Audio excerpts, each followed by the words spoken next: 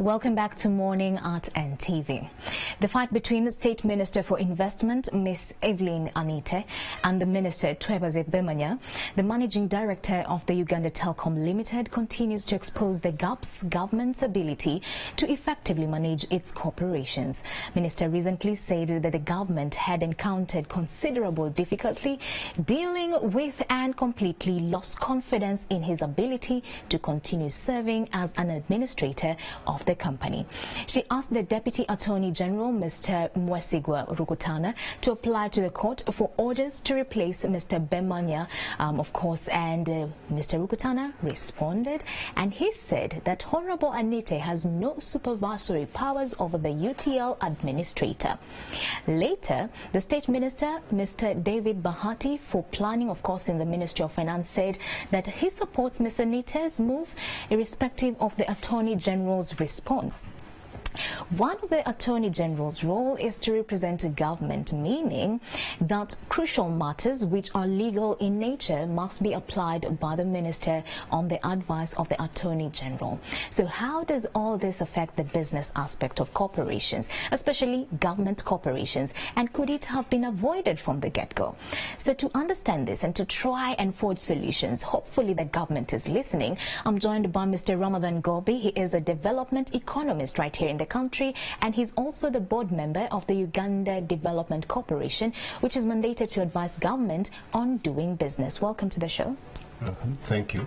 You're welcome. Next to him, I'm joined by Honorable Okinio Jara. He's the Member of Parliament, Chua West, also a member of a committee, pretty much select committee, chairperson of a select committee of Parliament on the investigations of the mismanagement of UTL. So trust us, this morning we have the best people on the deck to have this conversation. Thank you so much, Honorable, and welcome to the show. Thank you. Thank you so much. You're welcome. So, you know, they always say, by the time the media gets some information, by the time a story or a saga tops the headlines, there's a lot that has been happening for over some time in the background. So, Honorable, you're quite, privy to this, and you being in this committee that is investigating into this. Is this what we are seeing, or there's more behind the scenes? When did this, stew, so to speak, start boiling up? Is it in the 1990s, or is it just right now in the 2000s? Yeah, first of all, I don't know whether it is still relevant for us to be talking about the issue of UTL. Why do you say so? But since we have an interest as Uganda, we can still have the conversation. Because right there from the word go in 1998, that is where the problem started. I think we had a very bad deal, especially when we were soliciting for an investor, a strategic investor, to come and run UTL. When we got UCOM, I think when you look at the subsequent agreement negotiated with UCOM, as a strategic investor, was actually a very bad deal for Uganda. Why do you say so? And that's why the problem started. Okay. For example, let us look at the technical assistance agreement that was signed immediately, when we entered into. The technical agreement, the technical and commitment agreements that was signed gives the majority shareholder, which was UCOM, almost about 90% of its ability to recruit technical people to manage UTL. For example, that same year, UTL majority shareholder UCOM recruited about 10 international staff, in terms of technical assistance. Correct. And each one of them was being paid almost like about $25,000 a month. Wow. I mean, what does it mean? It means that perhaps as Ugandans we do not have the capacity to run an institution like UTL. That was a completely bad deal. And then when you look at the subsequent, agreements, the memorandum of association signed, it expired in 2005, but they continue using it up to now. It is still being used, yet it has already expired. So all the agreement negotiated with the UCOM gave a lot of powers to the majority shareholder to decide on the issues of UTL. And the majority, as well as Uganda, yes, which we had only 31% of the share. We were, for example, representing the board by only 2 out of the 7 board members. So what you're saying is that UTL did have 69% of the shareholding. Yeah, we had UCOM. UCOM had 69%. Yes, UCOM. Because 69%. So it's a completely bad deal from the word go. So and by the way, you know, UTL was being run by a foreign company. Correct. By UCOM, and therefore I would say as Ugandan, even if we had 31% of the shares, it was almost negligible. 2 decisions were made between that time up to 2007, which were really very bad for Uganda. For example, when UCOM started running UTL, they bought shares in a sister company in Southern Sudan, Gemtel, up to about also 69%. They bought shares in the sister company, Rwandatel, almost also about 69%. So they were using UTL as a conduit to running those sister companies. You may be interested to know that even Gemtel, which was a company in Southern Sudan, was using the code for Uganda. You're kidding. All right. The code for Uganda. Being actually money because UCOM was managing UTL, so they had the leverage of doing business with the Gemtel and then also Rwandatel, and they get all these supplies and then so it was a total mess. Honorable, before I get to Mr. Ramadan Gobi right here, even with the recent past, I think Ugandans thought, and I think we'll get into that, how much should the public get to know some of this information? Because I think over a very long period of time, Ugandans thought that they are actually the majority shareholders. So you coming on the deck this morning and telling us, actually, we did have a raw deal, and that from the get-go, the only shareholding capacity we did hold was only 31%. So what does it say about government and the information maybe shares? And by the time we are signing raw deals, who should be held accountable for this? I think we are 100% liable, and we should be accountable as a government, because when you look at the Privatization Act, the Reform and Divestiture Act, it gives it sets up units within the Ministry of Finance. Almost about 5 different units, which were to oversee all the government investments, especially in terms of liberalization and privatization. Those units have been dysfunctional because we had privatization unit, we had parastatal management monitoring unit, we have had even the whole Ministry of Finance, so we have these units that were supposed to be responsible for advising governments on how it should be able to invest and profitably. The units have failed. I mean, definitely units have failed. The cabinet also sits and decide on some of the government investments. The cabinet tried, for example, in 2015 to now reclaim UTL and see whether they can, Uganda government can manage it as a whole. But you see, when you look at our capacity, and this one gives me what Professor Lumumba was one time saying, the professor of Kenya, that we train as doctors, but we cannot treat ourselves. We train as civil engineers, but we cannot build our roads. Right. We train as managers, corporate managers, but we cannot manage even our own institutions, our own investment. Right. And this is a very, very big problem to Uganda. Honorable will be getting into that, and maybe now that you are in, that committee that has been mandated to do investigations, to get into the investigations, the detail of what's happening in UTL, we'll get into that. Mr. Ramadan Gopi, clearly, now thankfully that you are, amongst the team that has been mandated to advise government on how to do business better.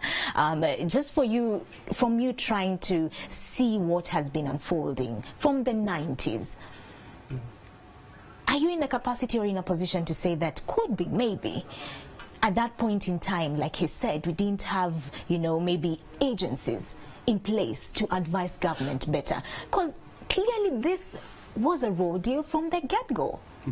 Thank you. Thank you, Honorable, for that background information. You know, when you say UTL was a raw deal, I don't know which one wasn't, because we have gotten so many of them.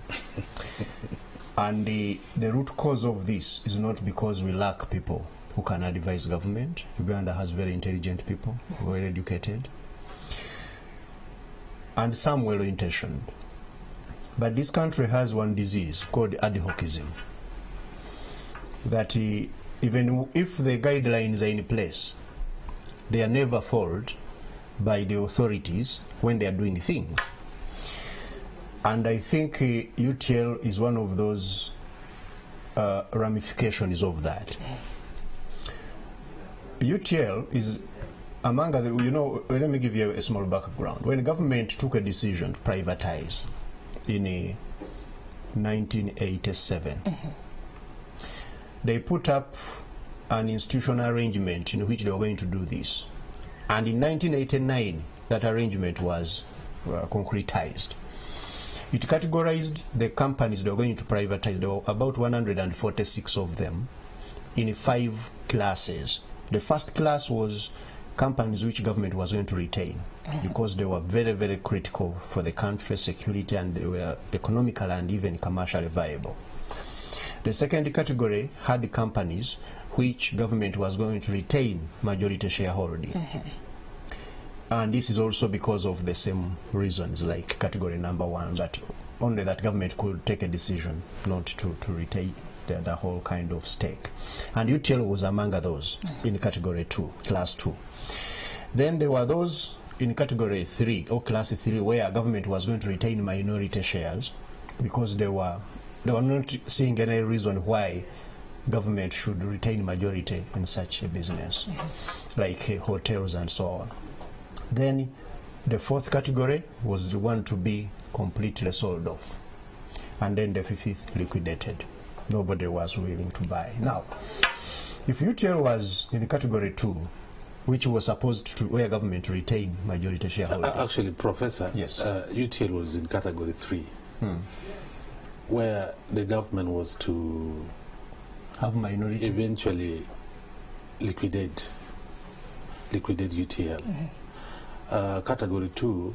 That was later. Yeah, that was you later. know, they keep on shifting. Yeah, you're right. You're right. Because and even by the way, in 2015, they shifted UTL again to category 2 from category 3. Correct. Because it was in category 3. So they keep on, as you have said, you're right. I was coming to that. Yes. The advocacy now comes in. You set the rules and you don't play by the rules. You keep on shifting the goalposts to fit the interests of those you have excuse me, those you have entrusted with that responsibility of doing business on behalf of government.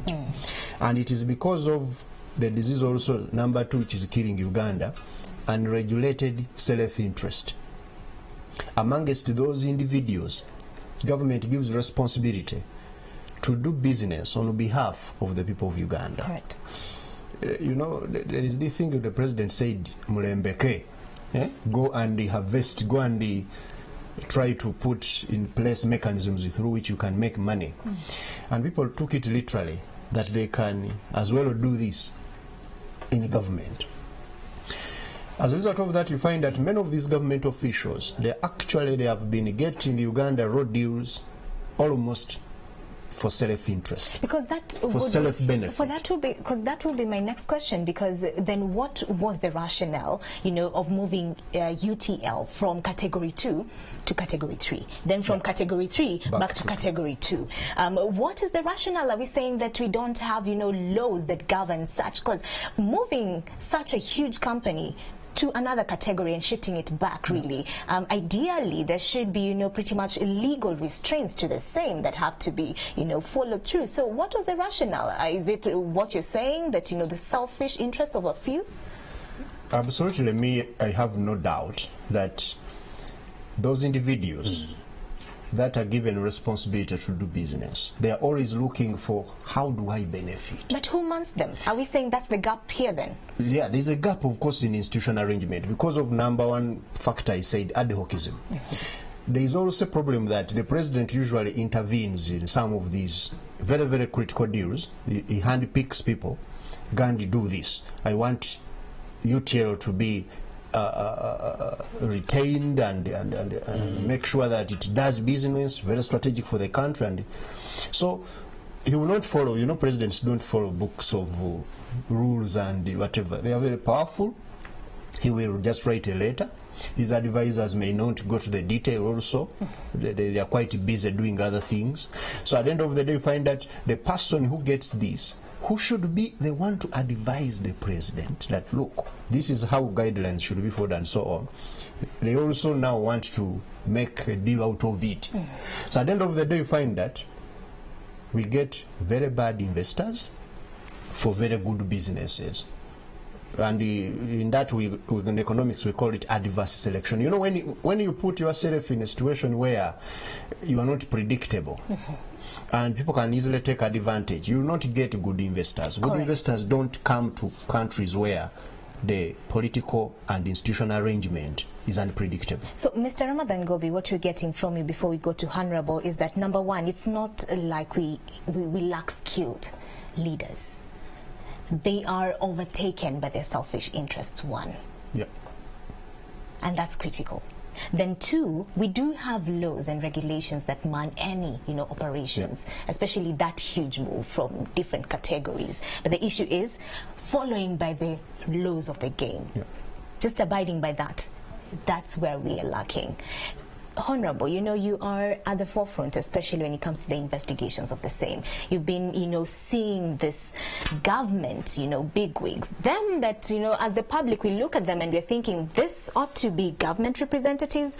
Maybe they ought to be speaking from the same book, but clearly they're not. Honorable Anita and the Deputy Attorney General, Mr. Mwesigwa, clearly it's been a push and pull. You know, Anita saying that, you know what, Mr. Twebaze has to leave office with immediate effect. Mr. Mwesigwa Rukutana telling Anita, hey, you even don't have any supervisory powers over the administrator of UTL. So what are we saying? Is this the same battle that we're borrowing from these historical injustices being brought to the fore currently, even now that the saga is clear to everybody's eye? But I think, as the professor said, you know, when in politics, when you look at a situation where there is uncoordinated movements of troops, then you should know there is a big problem. And in Uganda, we tend to look at politics more than reason and more than economic justification of, for example, doing business. So our businesses, I think, is driven by political motives than the actual, you know, business guidelines and portfolios that we are supposed to follow. And it shouldn't be so. In order to get profit, in order to get dividends, I don't think we are driven by that. And when you look at the utterances of the minister and the Attorney General is supposed to advise the government, and the minister is supposed to coordinate and make sure things are driven the right way, the right direction, money spent well, and that kind of thing. I think they're supposed to be able to harmonize. And as I said, you know, the ping-pong confrontation between the minister and the Attorney General is not called for. Because for me, literally, they're fighting over spilled milk. There is a big problem. There has been a big problem, not only in UTL. Also be fighting for their own interests. Yeah, their own interests. Probably their own interests. Okay. Because you see, people, it looks as if people want to see whether they can cut, you know, a few deals here and there. I mean, I don't have the whatever, but I think, you know, what is there in UTL that you are supposed to fight for example? UTL, by the bare economic fact, it is the insolvent.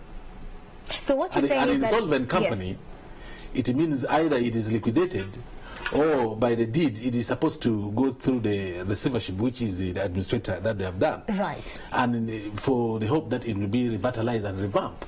So and I don't think enough has been done by the current administrator to revamp. So what you're saying is that with this ping-pong, like you called it, that we're seeing between, you know, Honorable Ms. Anite and also, you know, on this other side, Deputy Attorney General Mr. Mwesigwa, you're smelling some individual interest into the same. Absolutely, everybody's looking at that. And I think those who actually know what is happening, they know that perhaps there is some small hidden interest, individual interest. So where do you stand? So where do you stand? Are you in support of, the change of administration for Mr. Twebaze to just say goodbye, hey, I leave office now, or should he be given a second chance and maybe under, better, guidelines of the books now and an agreement that now we're going to play by the books?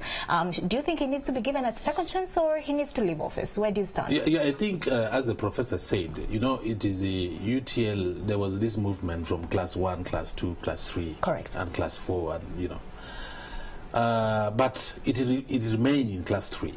As we speak now, UTL is in class 3. Whereby eventually the government is supposed to divest its own the overall interest and sell it off. I mean, give it to a private investor. Now we are still stuck there because the cabinet decision of 2015, when the cabinet select committee was given the authority to look into the issues of UTL. They tried to bring UTL in class 2 in order for government to take some kind of role, but they never came to class 2. They remain in class 3. So why are they still retaining? Why are we still even retaining shares in UTL? Correct. Because Rwanda in 2011, when Rwandatel was also going through the same kind of arrangement, they liquidated. Rwandatel was liquidated, and the company was given off. So the government of Rwanda is no longer running even Rwandatel. So why can't we do this as Uganda? So that, we look at the asset base that we have had, the valuation of the assets, and, right. and then we because first of all, you look at UTL, the level of indebtedness. Yes. Up to the tune of 700 billion. Correct. When will you get that money? Where are we going to get that money to pay off? Mr. Ramadan Gobi. You can't. You can't get that money to pay those debts. Correct. Mr. Ramadan Gobi, now we stand at the, UTL stands at the 3rd category. And I'll ask you this because this is what, many have been saying. Already, if we're in the 3rd category, then our voice is no longer as strong as it could be if we were in the 2nd category. So is all this bickering warranted? Does government have a say in all this? Yes, government took a decision that UTL was a strategic company for them. Even Parliament did that. The executive actually is the one which presented this position to Parliament, that UTL is still strategic because, countries have not fully privatized communication. You remain with some bit of it because communication is a critical aspect of a state. But now, as he has told you, for you to qualify to have the majority shareholding and you take it to category 2, there are some bills to pay. Correct. And those bills are not small. 700 billion shillings. So government has to take a decision on whether to kind of swallow a pin and say, let us allocate in this financial year some trillion shillings to revamp UTL. Because it's a viable business, if it was well run. It's very viable. Will it still be viable, especially given the historical injustices that date back to the 90s? On the data. All right. They don't have competition here because these other companies are struggling to invest in that area. The infrastructure UTL can make them a very, strong entity. So based on the assets? Yes. Okay. But now, another one would say, why do you have to hold on something which is about to die? And the president is the one, when he was privatizing things, used to say the dead belong to the graveyard. Why don't you take this thing? And he's the one now holding on this dead body. Yes. Why don't you bury? Take it there and you tell people to gain the, value the assets, and we will liquidate it. Where do you stand? What's your view on this? Should we liquidate or should we fight for? I don't have full information, unfortunately. You can't take such a decision when you don't have full information. But like, for example, now, as a government, you are in the, in that category of people who are supposed to advise government on business. With what you've been seeing, and of course the historical, information that we have, what would be your advice? Let me tell you one thing. Given all of the facts now, the information available, And what we have seen before happening, I'm inclined a bit to actually say Honorable Anite has gotten a strong point in whatever she's doing, only that she's handling it poorly. Okay. I don't know why this government cannot be in charge, cannot govern. You get all of the stakeholders in one room. Why do they have to write letters, quarreling in media, letters full of mistakes even, and their government, which is supposed to be respected, why don't they get to the table like we are seated here? After cabinet meeting, the president says, tomorrow, all of those involved in this UTL, sit here on this table. Bring Bemanya, where is Bemanya? Come here, sit there. Bring all of the information. What is UTL? They understand UTL and they take a decision. And to me, because information, there's a lot of information asymmetry in this, and it tells you we don't know whether the company now is making money or not. Exactly, because she also ordered for a forensic audit to be undertaken, and the ministry said that they can't do that legally. They cannot do that legally. Then too, the president himself said there is a cartel, which is running this thing, this saga, and they want UTL to fail so that they can grab the assets. Now, by the time the president says that, you know the president is the fountain of honor?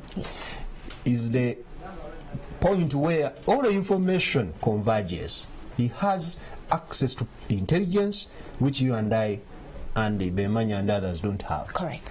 So by the time he gets that information and tells you, definitely I can't doubt a head of state. Therefore, I'm just wondering, why is this head of state not in charge? Why has he left this thing to spill all over the place? People in the media and social, they write letters. Within minutes of writing the letter, it is on my phone.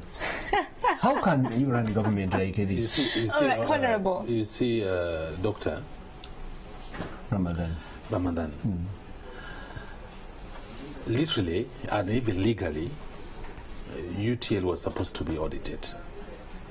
Because when you look at the National Audit Act, which was passed, I think, 2005, amended, it stipulates that if the government has even 1 shilling in an entity, it has to be audited. Correct. Because that's public fund.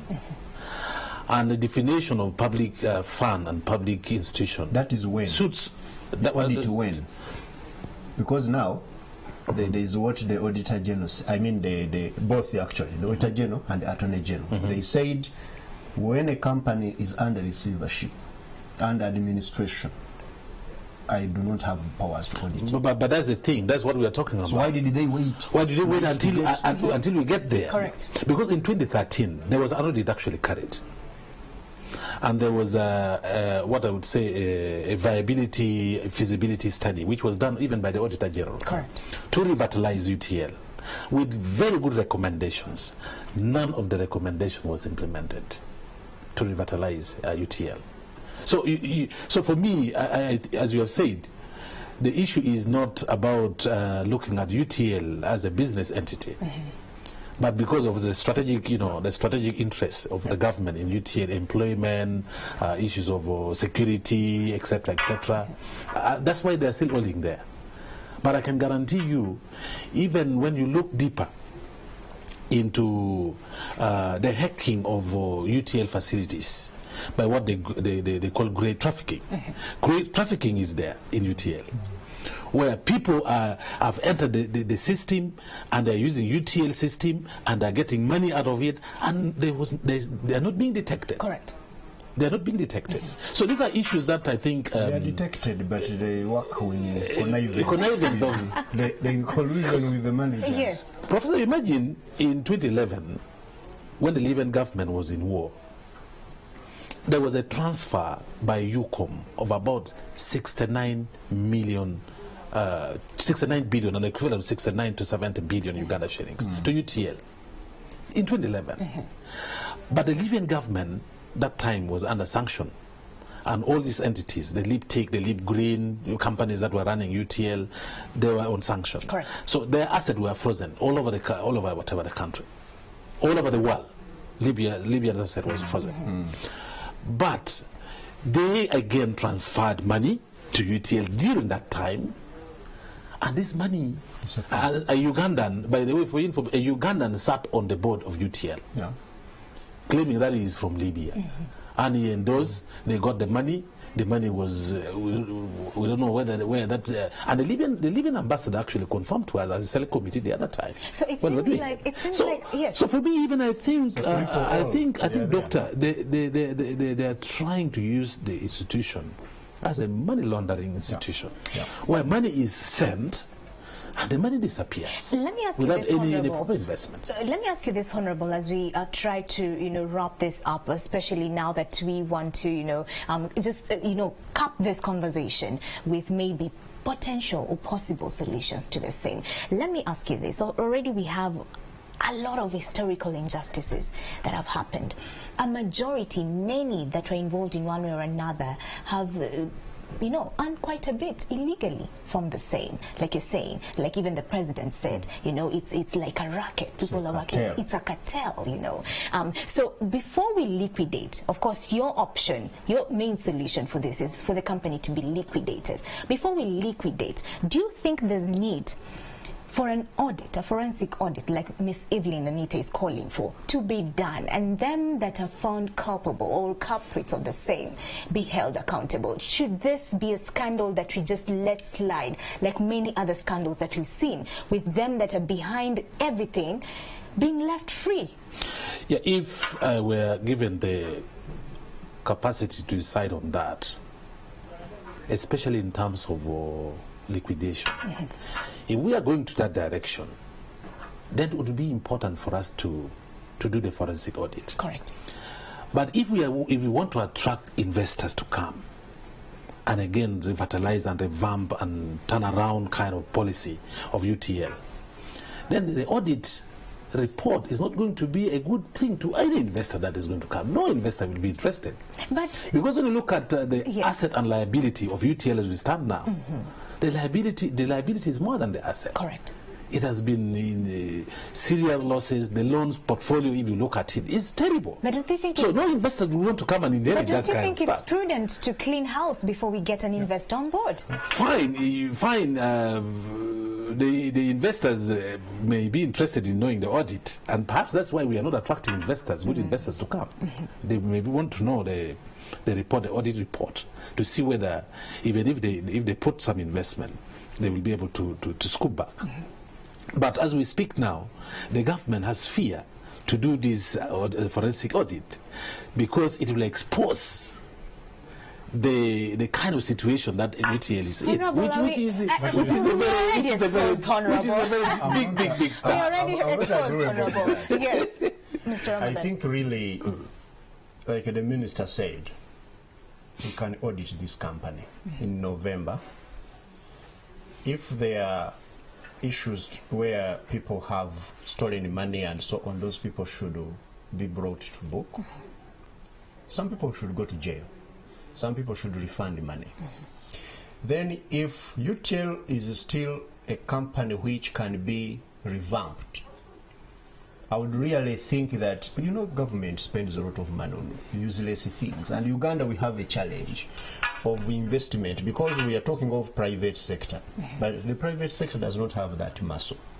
And that's how actually we lost it out right away from the beginning in terms of the divestiture program in Uganda.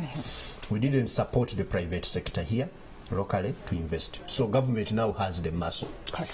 Government can even increase tax by some 10,000 shillings to everybody, and they get money. And a state is a state. You just need to take decisions. If we need 800 billion, we get it and put it in that company because it is a very good employer. Many people are employed there, and it has potential to do business if it is well managed. You put it under private management, not this tendency of government appointing people and picking them relatives of big people. You get like National Water is doing now professionally. Yes. You hire people You run this company. I'm telling you, if I were the minister, I would get the 800 billion from the budget, put it in that company. All right. But after I've punished all of those who have put it to that. All right. So Honorable is for liquidation, and for you, I'm 100% in for liquidation. For liquidation, and for you, you're in for revamping the I'm always believing in big things. Can I just give this information? Yes, Honorable. When we went to Dubai to meet the UCOM people who are running UTL, this gentleman mentioned two things that, Honorable Jara, we have two ways of getting money.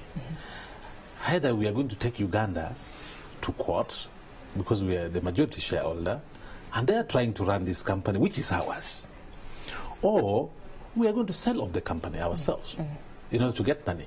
So even as we are trying to trade as Uganda, maybe thinking of revitalizing UTL, we need to also look at the litigation aspect from the major shareholder. Correct. So we need to put them in basket. All right. We hope that them that are at the forefront of this are actually listening. You are in the investigations. I think we'll have you back after a few weeks. This is a scandal that is still But our report is ready. Our report is actually ready. Okay. Yes. Oh, it's ready. Yeah, interesting. All right. Yeah. So we'll be looking into that in a few days to come. Thank you so much, Honorable Okenio Jara, Member of Parliament, Chua West, and also he is the Chairperson, Select Committee of Parliament on the investigations of the mismanagement of UTL. Thank you so much, Honorable, and also Mr. Ramadan Gobi. Always a pleasure to host you, development economist. And he's also, just in case you didn't know this, he's a member of the Uganda Development Corporation. It is an entity that has been mandated to advise government on how to do business better. I hope now that you're in that board, that things will be done better. Hopefully. All right. Thank you so much for being part of our conversation on the Kickstarter segment. Don't go anywhere. We'll be back with interesting investment opportunities for you, my business people. Keep it here.